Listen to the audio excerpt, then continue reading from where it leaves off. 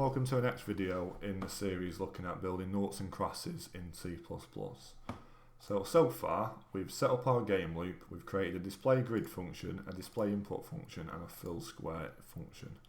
And then we have also, no, that's all we've done, that's what we're up to. So within this, one little thing I like to do is just see a little symbol there, a little minus. We can just close these down,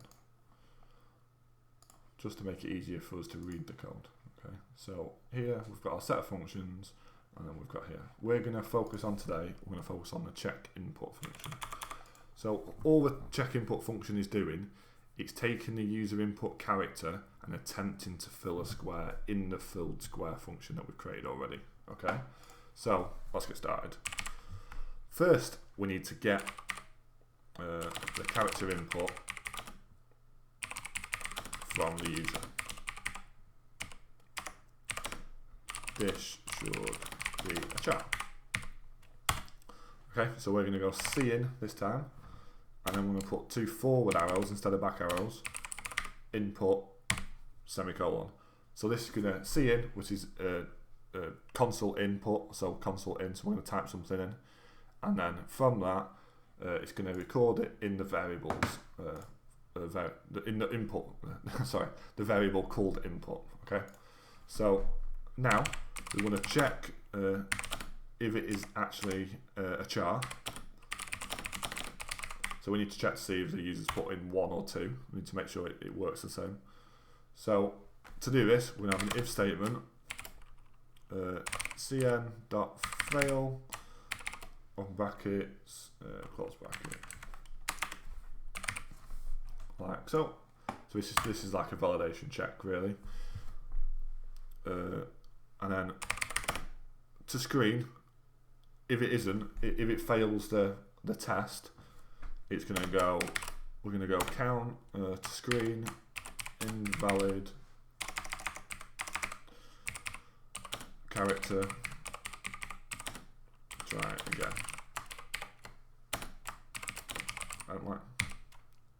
And then go back to the start of the CheckInput function, like so. Didn't put open brackets there. You can tell that because it's not in the same line right there, so we go back. Okay, so we've got cin, so we're going to ask the user to make an input. If it fails the char test, which is this, we want to print to screen invalid character, please try again, and then CheckInput. So all CheckInput is going to go back to the start, so it's going to then allow it. It's going to create a circle loop time. Okay. If it gets past this check, we would then want to convert whatever the character is been inputted to uppercase. Okay, so it just stops when you type in an input. If someone's got capital lock on and one hasn't, it stops issues like that. So converts the char to uppercase. Okay, so whatever the input is, so whatever this value is here, we're going to use the function toUpper input. So the variable is now equal to the upper version of input.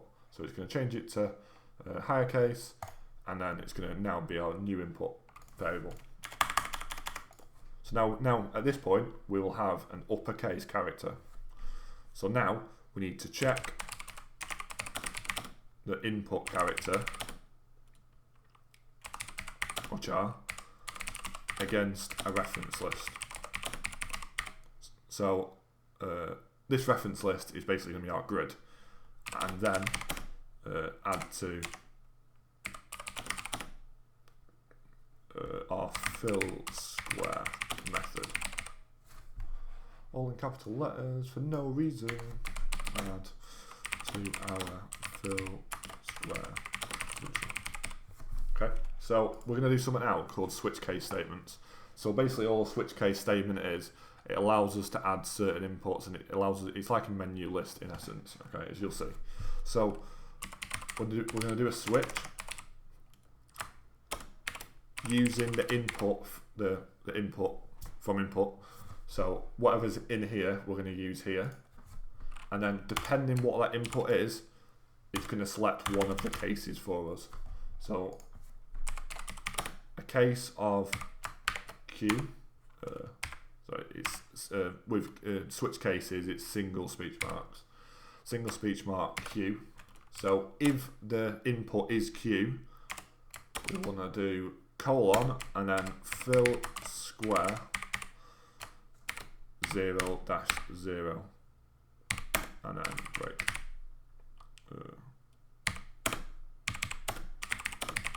Top left like that. Okay, so what this is saying is if it's Q, we want to fill the square. So we want to use the function which is here, fill square. Here, we want to use the function fill square, and inside this, inside the row column, we want to add 0, 0. So we want to take this value up to here, and then stick it into this input, and then into here, and then if it's not equal to a filled square, etc., we want to fill it out based upon that. So for each one of these then, check input here.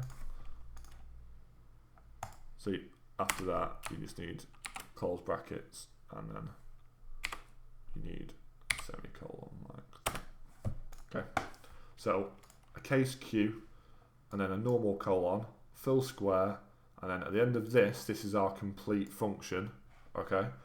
And for each one of the switch cases, you have to have the break symbol after it. The break function, all that does is, it says, it's the end of that case. Okay, so case Q, fill square, add to that, break, and the reason the comment's that is just that's going to fill the top left column. Okay, so now we just need to do this for each one. So I'm not going to type it out loads of times because that's boring. So we're going to fill all the different ones out. Obviously these are underlined because they're different letters. So Q, we're going to use W and E, go across like we did before. A,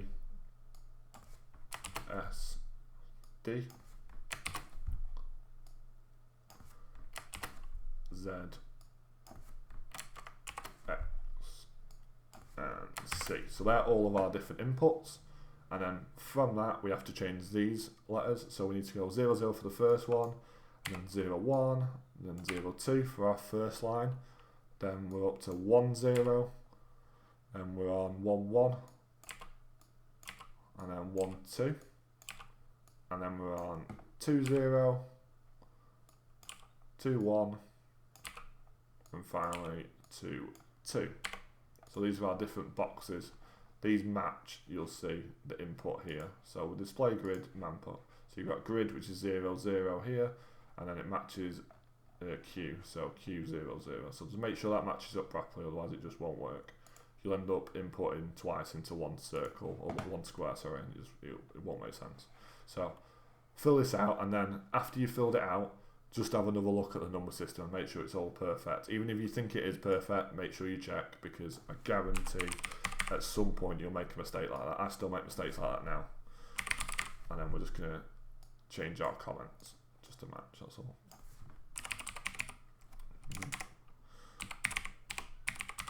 Middle left.